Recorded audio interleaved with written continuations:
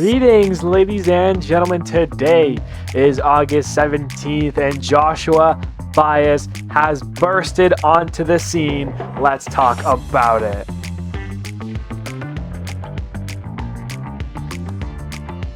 Hello, everybody. My name is Steven. This is the middle of the order. How are we doing today? Ladies and gentlemen, we are getting to the midway of August here. We are less than 40 days away from the MLB postseason. That sounds absolutely crazy. The season is winding down.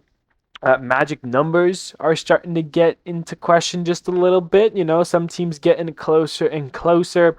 So we're talking about all that and more in today's episode. With that being said, let's dive into the series recap. Orioles at Rays, starting us off. Colton Cowser, Gunnar Henderson, they both go deep as Baltimore holds on late to the 6-5 victory. In Game 2, it's Pete Alonso and Christian Encarnacion Strand who both homer. The Rays, though, tie this game up in the 9th. We go to extras, but Tyler O'Neill gets the go-ahead single in the 10th. The Oilers hold the Rays and win it 4-3 in 10. And in the third game, Colton Cowser homers as part of a 7-run 6th inning for Baltimore as they blow out the Rays 10-2 and look for the 4-game sweep today. Yankees and Blue Jays. Blue Jays get a run on poor Yankee defense. Alejandro Kirk homers late for some insurance. The Blue Jays take a 3-1 victory. Then it's Charles McAdoo who comes up with a go-ahead double as well as an RBI single for some insurance late. He lifts the Blue Jays to a 4-1 victory. And in the last game, the Jays tie it in the 9th. We go to extras, but Ben Rice is there with a 2-run homer for the Yankees as they hold on to avoid the sweep from the Blue Jays. They win it 4-3 in 10. Padres and Guardians, Xander Bogaerts, the X-Man, and Fernando Tatis Jr. both go deep in a 7-5 Padres win. They take the opener. The Guardians pitching in Game 2 holds the Padres to just one hit as the Guardians win it 6-1. And in the rematch, it's Luis Rengifo, it's Gavin Sheets, it's Jace Bowen, and Jake Cronenworth. 4 Padre homers lead them to a 5-0 victory and the series win over Cleveland. Phillies and Twins now. Of course, you had the Field of Dreams game. Kyle Schwarber, the 2-homer game. Brandon Marsh as well. Very great game for the Phillies who win it 7-1. They take the day off on Friday to start the 2 games over the weekend. Bryson Stott goes deep to cap off a 7-run 5th inning. It's all Philly in a 9-1 victory. And in the last game, Brooks Lee hits a first-inning grand slam. The Phillies come back with 4 runs in the 6th with the help of a Alec Bohm homer, and then a 3-run 8th with a go-ahead 2-run single from Brian De La Cruz as the Phillies score 7 unanswered to come back from down 5 and finish off the sweep of the Twins 7-5, the final. White Sox and Tigers, first in the AL Central versus second in the AL Central. Tristan Peters and Munetaka Murakami both homer in a 5-run 4th inning. Ben Melgary homers twice for the Tigers, but Miguel Vargas homers twice for the White Sox, who take a 9-5 victory in the opener. Colson Montgomery delivers with a 2-run double in the second game. Andrew Benintendi with it tied hits the go-ahead single. That's the difference in a 4-3 White Sox win. And in the last game, Drew Momo homers. Munetaka Murakami hits the go-ahead homer in the 7th. Miguel Vargas adds insurance with his 3rd homer of this series. The White Sox win it 7-5 and sweep the Tigers in a big series in Comerica. Royals and Angels, Michael Massey, Jack Caglione both homer and combined for all 7 of the Royals' RBIs. They win it 7-6. After a 4 RBI game from Nolan Schanuel in the opener, he drives in the only run of the game with an RBI single in the 8th, 1-0 Halos. And in the rematch, Michael Massey, Bobby Witt Jr., they both homer. Noah Cameron throws a 1-hitter, complete game shutout. Royals win it 3-0 to take the series. Mariners and Astros now battling it out in the AL West. Yordan Alvarez homers. The Astros score 4 in the second. Mariners answer with 3 unanswered to tie it. We go to extras where the Mariners score 2, but the Astros tie it, and then Christian Walker crushes a 3-run walk-off home run for a 5-run 10th. The Astros with a 10-7 victory in 10. Mariners, though, win the next 2. Cole Young homers, picks up 4 RBIs in the game. Brandon Donovan with 3 RBIs. Mariners with a 10-5 victory. And then Randy Arozarena, Cal Raleigh both go deep in a 3-2 Mariners win as they take the series from Houston. Rangers and A's now. Jeff McNeil and Lawrence Butler both homer as the A's score 5 unanswered to win it 8-3. Game 2, Wyatt Langford, a go-ahead homer in the 6th. The Rangers come back to win it 5-3. And in the last game, Tommy White hits his first career MLB home run. Lawrence Butler goes deep again, and Zach Geloff joins in the fun. A's win it 5-2 and take the series. D-backs and Braves now. Tim Tower homers in the 9th for some insurance, but the D-backs blank the Braves anyways. It's not needed in a 2-0 Diamondbacks win. In Game 2, Nolan Arenado, a 2-homer game. He gets the 20 homers on the season. Eldemar Vargas homers as well as the D-backs win it 10-3. They look for the sweep, but would not find it as Matt Olson crushes a go-ahead 3-run home run. That's the difference in this game. The Braves avoid the sweep with a 5-3 victory. Nationals and Mets, Francisco Lindor and Jared Young both homer in a 4-1 Mets victory. Carson Benj goes deep in Game 2. The Mets tie it in the 9th and then win it on a walk-off single by Francisco Lindor. They come back with a 5-4 victory, and in the last game, Luis Torrens hits the go-ahead homer in the 4th. That helps the Mets finish off the sweep of the Nationals 4-3, the final for New York. Marlins and Reds now. Eugenio Suarez gets the RBI double. It's the only run of the game. The Reds take a 1-0 victory. Jacob Marcy, Joe Mack both go deep in the second game. The Marlins score 5 late runs to take the lead in the comeback, 8-4 the final. And in the last game, it's Heriberto Hernandez, it's Javier Senhoa who both go deep. The Marlins score 7 in the last 2 innings to come back and win it 7-1 the final. They take this series. Cardinals and Cubs. Seiya Suzuki, a 3-run homer, is the only runs of this first game. The Cubs win it 3-0. But introducing Joshua Baez. His major league debut is one no one will forget. He homers not once, not twice, but 3 times in his first 3 at-bats in the big leagues, making history in the process. Cardinals win it 8-4, and they ride that into the third game. Alec Burleson, Jordan Walker, both homer. The Cardinals score 6 in the 4th and win it 11-4 to take the series. Red Sox and Pirates now. Rafael Flores Jr., Brandon Lau, they both go deep and an 8-4 Pirates win. Boston comes back in Game 2. Wilyer Abreu goes deep, and the Red Sox score 3 insurance runs in the 9th in a 4-0 Boston win. And in the road match, the Pirates score 7 unanswered in the first 3 innings, including a 5-run third. They go on to win it 8-3 the final and take 2 of 3 from the Red Sox. Brewers and Dodgers, 2 of the best teams in baseball, going at it for 4 games. After Muncy hits a go-ahead 3-run home run to put the Dodgers up, the Brewers would come back in the 9th, scoring 3 off of Edwin Diaz, who gets his 3rd blown save of the week. They steal away the first of 4 Brewers 5-4. In Game 2, Andy Pages, Tommy Edman, they both homer in a 3-1 Dodgers victory. And they go to Game 3, where it's Joey Ortiz and William Contreras, both hitting 2-run homers in a 4-1 Brewers victory. And in the 4th final game, Jake Bauers, 4 for 4 with 2 RBIs. The Brewers score 3 unearned runs on 2 Dodger errors. They take 3 of 4 from the defending champions and beat them 6-2 the final. And last but not least, we have the Rockies and the Giants. Zach Veen hits a 2-run homer, which ends up being the difference in the opener, 5-2 the final for Colorado. Game 2, Giants clap back. Drew Gilbert homers. Yanks score 6 in the 4th in a 7-1 victory for San Fran. And in the rubber match, Rockies were down 1 but proceeded to score 7 unanswered to take the lead and more. Brett Sullivan caps this off with a 3-run homer in the 7th inning. Rockies win it 13-7, take 2 of 3 from the Giants, and that's your series recap.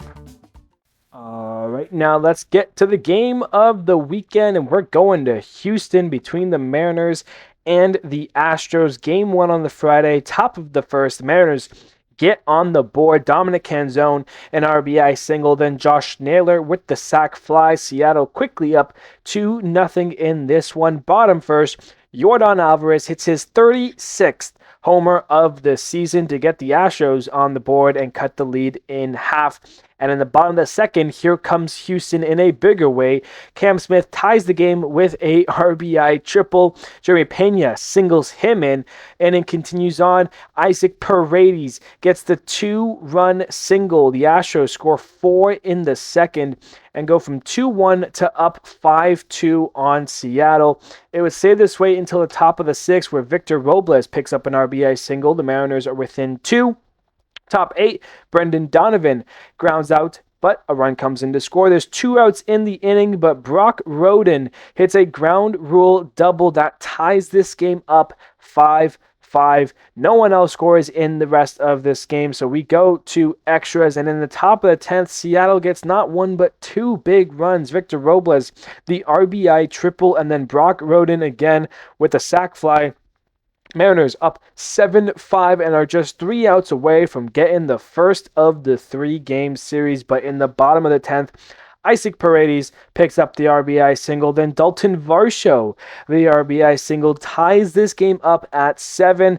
And then Christian Walker comes in and launches his 23rd homer of the season, a 3-run walk-off blast. Houston goes on to win it 10-7, the final in 10. They take game 1 of this series. Seattle, don't worry, you did come back and win the next 2. That was important for you guys. Obviously, you could have got the sweep, but missed out in the end. But still, a good weekend all in all for Seattle. And that brings us to the baseball news. Here we are, and we gotta be honest here. Joshua Baez is the story of everything. I mean, this kid bursts onto the scene for St. Louis and makes a hell of a debut in the process. He is the first player in MLB history to homer 3 times in his major league debut. And not only did he homer 3 times, he did it on 3 straight bats. He went first at bat, homer, second at bat, homer, third at bat, homer, and that is just an absolutely insane start to your baseball career. You might as well retire because it's all downhill from there. It starts with the very first pitch he sees from Matthew Boyd. He homers on it, and it sends it a long way to 449 feet. All 3 of these home runs came off of the starter that day, Matthew Boyd, for the Chicago Cubs. And what's even more interesting is not only did he homer 3 times for the Cardinals, but it was against the Chicago Cubs, arguably their biggest rival in their franchise's history, both for the Cubs and Cardinals. And not only that, but once he finally flew out for the first time ever getting out in the big leagues, he flew out in his 4th at-bat to left field. He got a standing ovation from the Cubs fans in attendance that day. There were some Cardinals fans as well, of course, as normal baseball is. He had a nice big family section as well. Joshua Baez did. I think he had like over 20 people in attendance for his debut, and boy, did he ball out. But to get a standing ovation from the team's biggest rival, I mean, he's not going to be getting that any more times, I don't think, but still an absolutely insane start to your big league career. Joshua Baez, everybody in the baseball world knows your name now. I mean, that is some sort of special history. He's not the first player to do it like twice, to homer in his first 2 big league at-bats, but to do it 3 times in all 3 at-bats. Like, it's not even like he went like homer, ground out, homer, or like, it was homer. He was 3 for 3 with a 5 OPS. Like, insane. He had 5 RBIs in the game as well. He helped lead the Cardinals to this victory, by the way. I mean, Cardinals take 2 of 3 from the Cubs.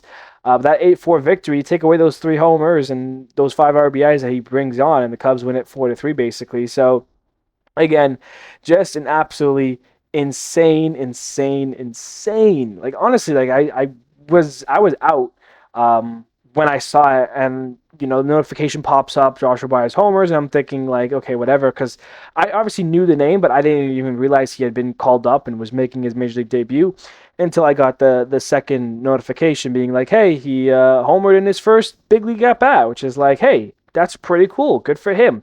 And then I'm walking around, and then I see notification. I'm like, Joshua Baez homers. I'm just like, is it? That's not the same one, is it? From earlier? I'm like, no, it's another one. Like, wow, 2 homers in your big league debut. That's awesome.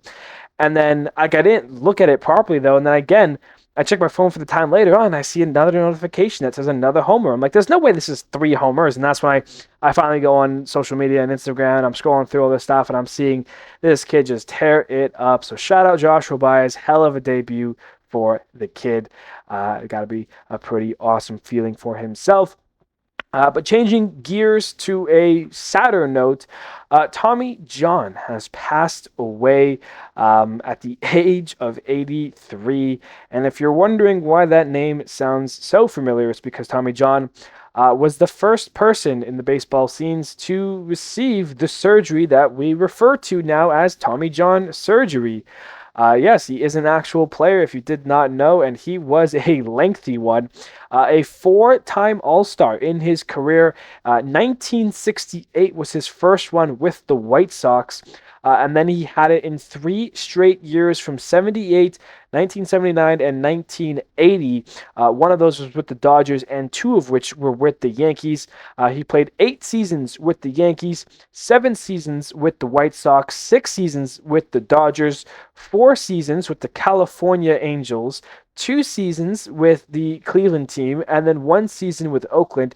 And yes, your math is correct. He played 26 years in the big leagues. He debuted in 1963 at the age of 20 and finished his career in 1986 at the age of 46 with the Yankees. And in case you're wondering, 1975 he did not play due to his surgical procedure. 1975, the first ever Tommy John surgery.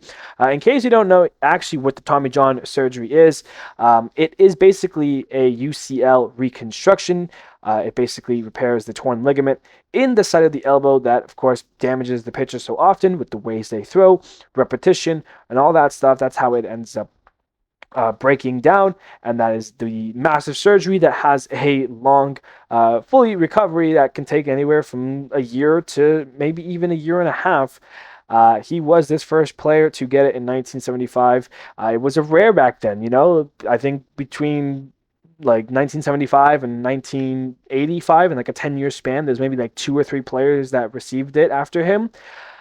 We get like 2 or 3 players a month sometimes these days that players are getting this surgery. It happens a lot more than you think, not only in the big league level, but also in AAA, AA, down to college and high school still for some people. So it is very unfortunate that he has passed away. But of course, his legacy will live on. I mean, like, to say that he, will be known as the guy for this surgery, I mean, it's nice to still be known for something, but when you go through his baseball reference, he was a very solid pitcher. I mean, again, 4-time All-Star. That's nothing to scoff about.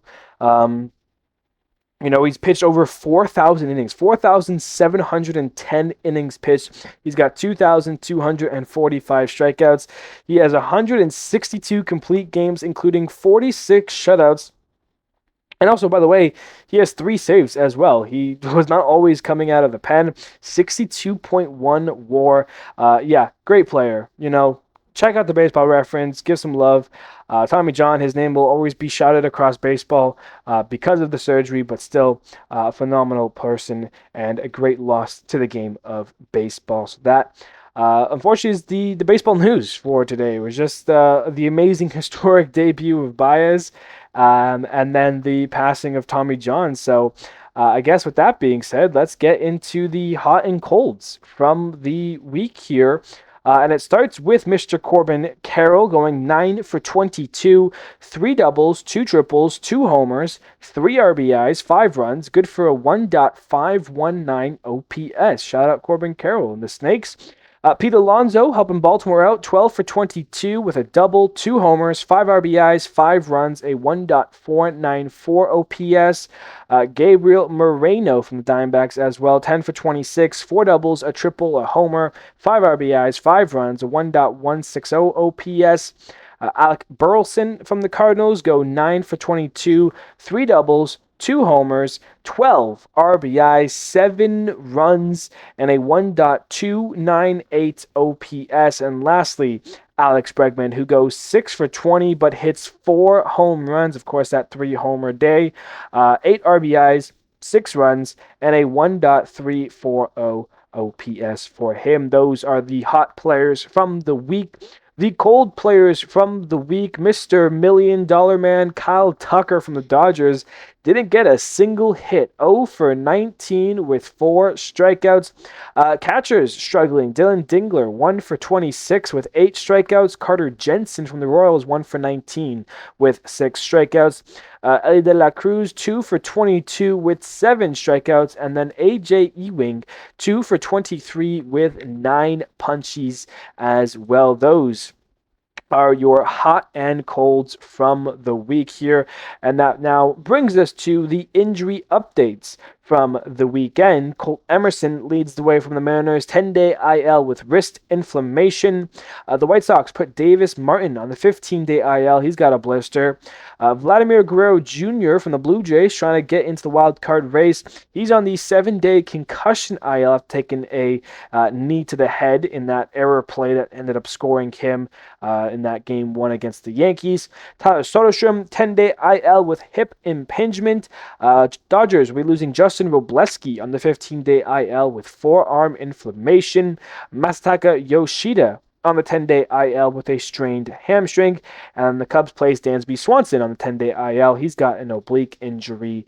And those are the injury updates from this week. And that now brings us to our outstanding performances from the weekend. And it starts with Aaron Nola in that Field of Dreams game. I thought he pitched really well. 5 innings, 5 hits, a run, 3 walks, and 9 strikeouts. Pretty cool for him. Chris Sale goes 6 innings, 5 hits, 1 run, no walks, 9 Ks, but gets outdueled by Brandon Pfaadt, going 7 innings, 2 hits, no runs, no walks, and 7 Ks. How about that? Clay Holmes, now pitching for the Cubs, in case you forgot, 6 2/3, only allowing 1 hit. Did not give up a run, walked a batter, and struck out 3. Yoshinobu Yamamoto has been good all year long. 6 innings, 4 hits, a run, 2 walks, and 9 strikeouts. Kyle Freeland, another good start for him. 8 innings, 4 hits, a run, a walk, and 2 strikeouts. Joey Cantillo from the Guardians, 6 innings, 1 hit, 1 run, 3 walks, and 7 Ks. Of course, that was a day Cleveland held the Padres to just 1 hit. Jesus Luzardo goes 6 2/3 with 7 hits, a run, 2 walks, while striking out 9. Reed Detmers put the Royals on notice there. 8 innings, 2 hits, no runs, no walks, while striking out 11. One of his best starts of the year and maybe even his career. Emerson Hancock from the Mariners, 7 innings, 5 hits, 2 runs, 2 walks, 8 strikeouts. Sonny Gray, very good, 7 innings, 6 hits, no runs, a walk, and 7 Ks. Logan Webb, 6 innings, 4 hits, a run, no walks, and 7 Ks. Dylan Cease, 6 1/3 innings pitched, 2 hits, 2 earned runs, 3 walks, but struck out 10, including his 200th strikeout of the season for him. Dylan Cease is the first pitcher since Max Scherzer and Chris Sale to strike out 200 batters in 6 straight years. Pretty cool history for him. He's also the fastest Blue Jays member in franchise history to record 200 strikeouts. Ryan Weathers was his dueling that day, and he went 7 1/3, 6 hits, a run, a walk, and 4 Ks. Getting lots of ground balls that day. Logan Henderson does some work against the Dodgers. 7 innings, 3 hits, a run, a walk, and 6 Ks. And then Noah Cameron, he has been on an insane stretch recently for the Royals, and he captivated it all in a complete game shutout. 9 innings, just giving up 1 hit and 1 walk. Did not give up a run, and he struck out 8 in the process. An absolutely outstanding start for him. He's been doing it all month long recently, going since the second half. He's been one of the best pitchers in baseball since then.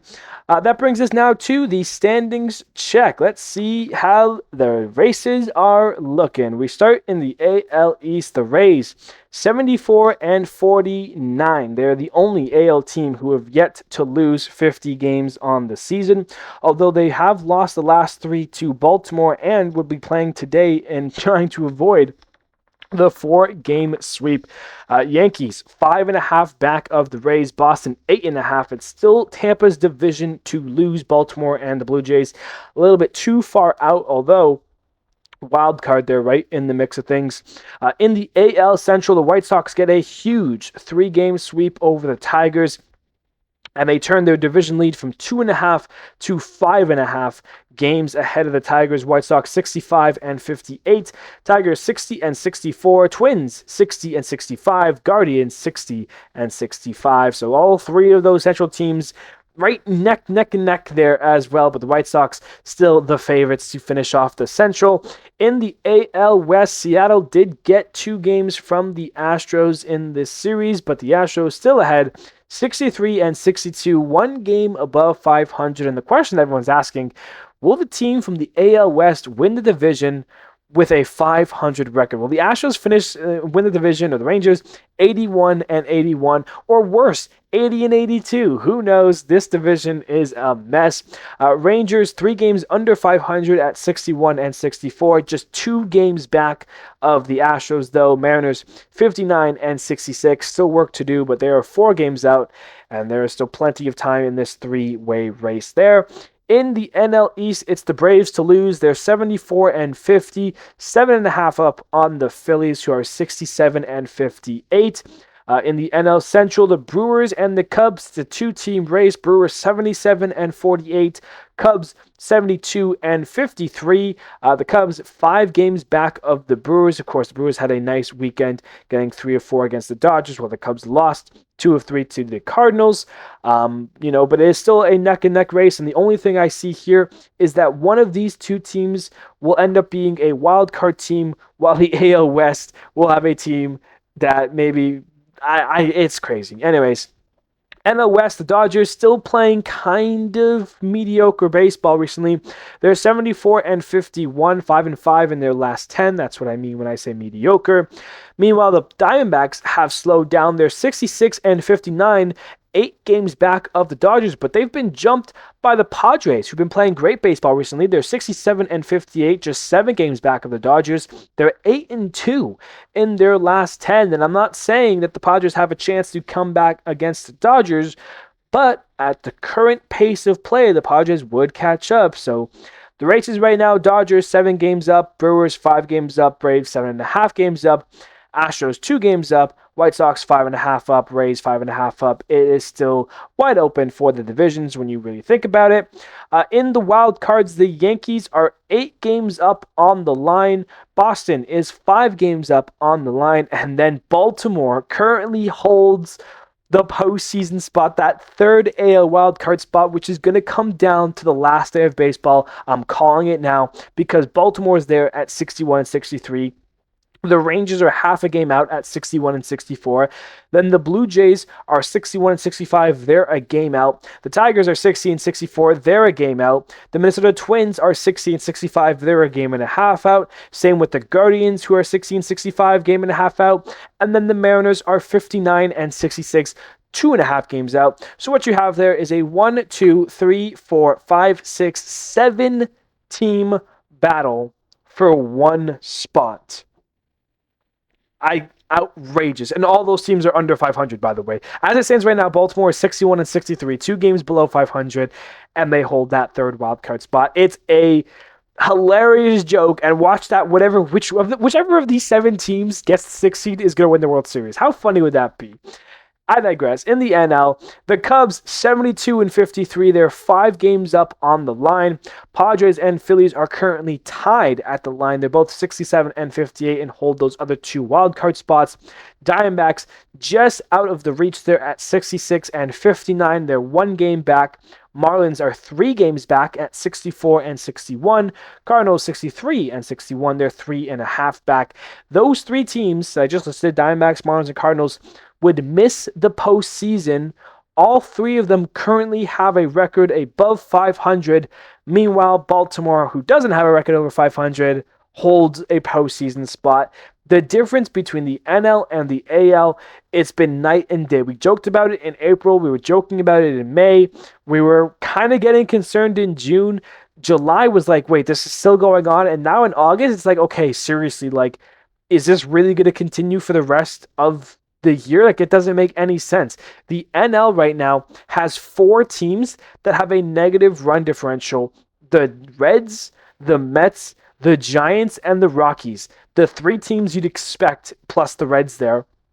In the AL, the Astros have a negative run differential, and they are the AL West leaders right now. Baltimore's negative runs, Texas's negative runs, Toronto, that's 4 already. The Twins, the Guardians, the Mariners, the Royals, the A's, the Angels. 10 teams in the AL have negative run differentials. The only 5 teams that do have positive are the Rays, the Yankees, the Red Sox, the White Sox, and the Tigers.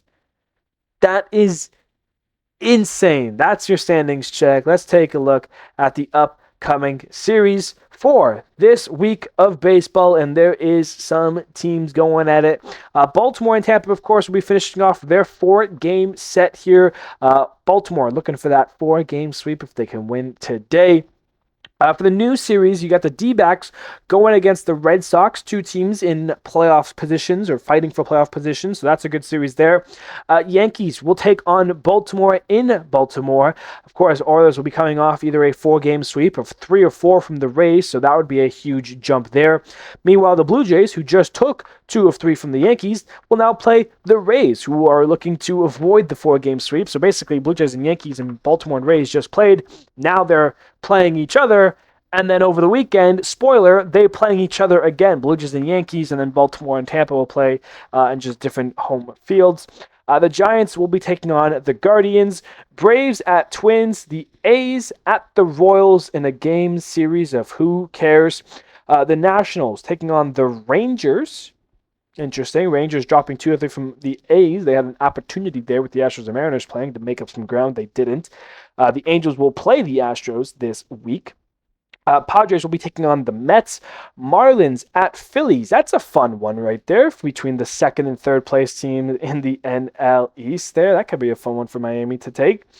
Cardinals will get the Reds. Mariners will take on the Brewers. That's a tough series for Seattle. Hopefully they can survive that. Tigers will be taking on the Pirates. White Sox at Cubs. It's the first time since, I believe, 2009. I saw that stat before recording. The first time since 2009 that the 2 Chicago teams will be playing this late into the season, where both of them are in active postseason spots, and both of them will be in playoff positions. It's the first time since 2009. That's crazy. Chicago, you're doing good this year.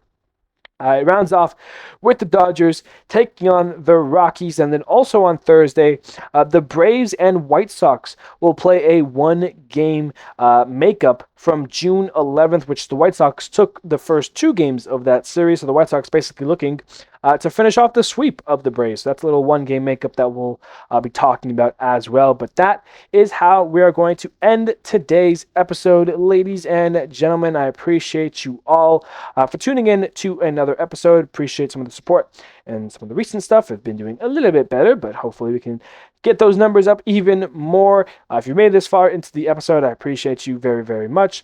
And I thank you for clicking on this video or Spotify or Apple Podcasts, wherever you're listening to me yap about some baseball. I hope you have a fantastic day. Ladies and gentlemen, thank you, buddy, so much. And I will see you on Friday.